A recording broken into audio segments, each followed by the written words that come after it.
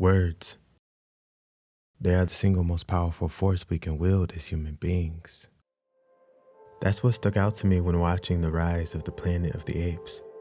Caesar, the main character, was raised with a void in his heart that was expanding slowly, for his only blood was murdered in a lab, and his only family was taken from him when all he wanted to do was protect them.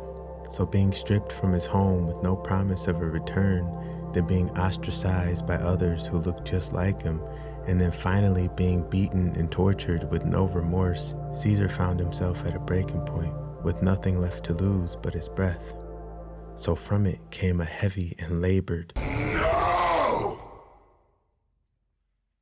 And from this moment on, Caesar became unstoppable.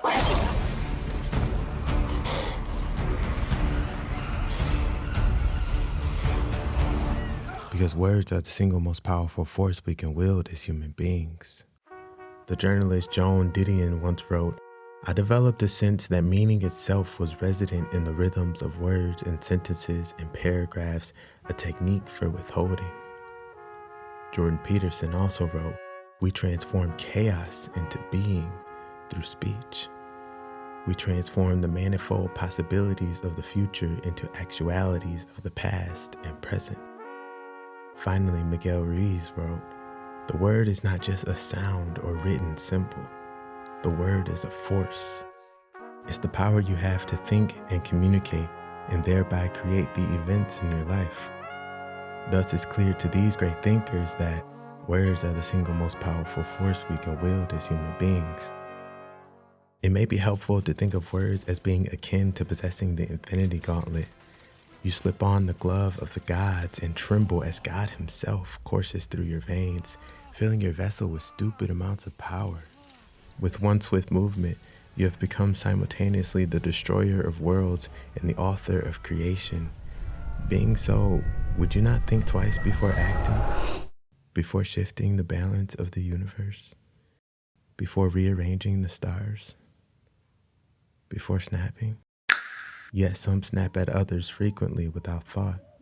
We take the emotional poison festering within and package it into words aimed straight at another's soul, when words are the single most powerful force we can wield as human beings.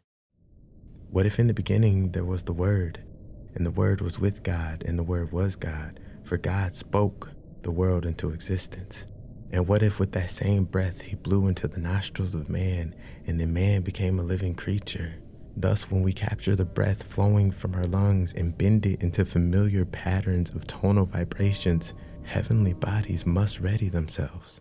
For words are the single most powerful force we can wield as human beings. When a certain man wanted to wipe out an entire race, he used the word. When another man wanted to free a race, he used the word. When a man proposes an eternal covenant to a woman, he uses the word. At our birth, our parents identified us using the word. When we go to school, our minds are shaped by the word. When our founding fathers formed a new nation under God, they used the word. When any religion is born, it comes to life through the word. And at the core of every technological advancement, we find none other than the word. For only humans can build skyscrapers, and to be human is to use.